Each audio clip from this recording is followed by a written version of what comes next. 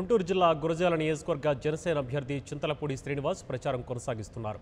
పల్నాడు ప్రాంత సమస్యల పరిష్కారానికి కృషి చేస్తారని చింతలపూడి శ్రీనివాస్ తెలిపారు. పల్నాడు ప్రాంతంలో మైనింగ్ మాఫియాను లేకుండా చేస్తారని, ప్రజలకు సాగు తాగునీరు అందిస్తారని అన్నారు. ఒక అవకాశం ఇస్తే రాష్ట్రం మొత్తం పల్నాడు వైపు చూసేలా చేస్తారంటున్న జనసేన పార్టీ గురజాల నియోజకవర్గ అభ్యర్థి చింతలపూడి శ్రీనివాస్తో మా ప్రతినిధి శ్రీనివాస్ ఫేస్ టు ఫేస్. రాజకీయ పార్టీలు ప్రచారం హోరెత్తిస్తున్నాయి. గెలుపే దశగా ప్రతి పార్టీ కూడా ప్రచారంలో ముమ్మరంగా ముందుకు సాగుతున్నాయి. ప్రధానంగా గుంటూరు జిల్లా పల్నాడు ప్రాంతంలో జనసేన పార్టీ గురజాల అభ్యర్థి చింతలపూడి శ్రీనివాస్ ప్రతి గ్రామంలోనూ తిరుగుతూ జనసేన పార్టీ సిద్ధాంతాలను ప్రచారం చేస్తున్నారు.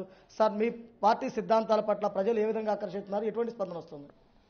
అద్భుతమైన స్పందన వస్తుందండి. గత వారం రోజులుగా ఈ ప్రచారం అనేది హోరాహోరీగా జరుగుతూ ఉంది.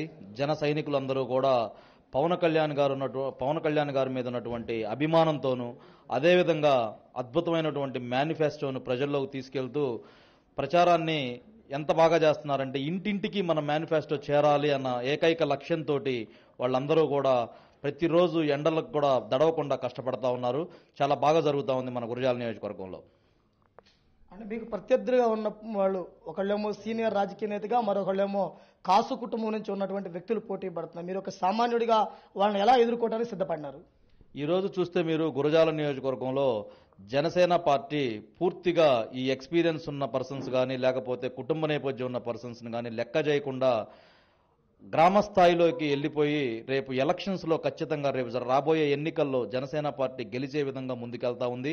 మీరు చూస్తే వాళ్ళు ఎంత పలుకుబడి ఉన్నా, లేకపోతే కనుక వాళ్ళకి ఎక్స్పీరియన్స్ ఎంత ఉన్నా, వాళ్ళు ఇంతకుముందు చేసినటువంటి అవినీతి ప్రజలందరూ కూడా చీకొట్టే విధంగా ఉంది. కాబట్టి వాళ్ళ మధ్యలో ఒక సామాన్యుడైనటువంటి నాకు ఈ అవకాశం ఇచ్చారు పవన్ కళ్యాణ్ గారు.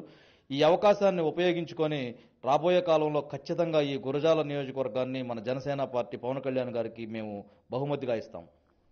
మీ నియోజకవర్గ ప్రజలకు, అదేవిధంగా ఓటర్లకు మీరు ఏమని అపీల్ చేయనున్నారు ఎన్నికలకు?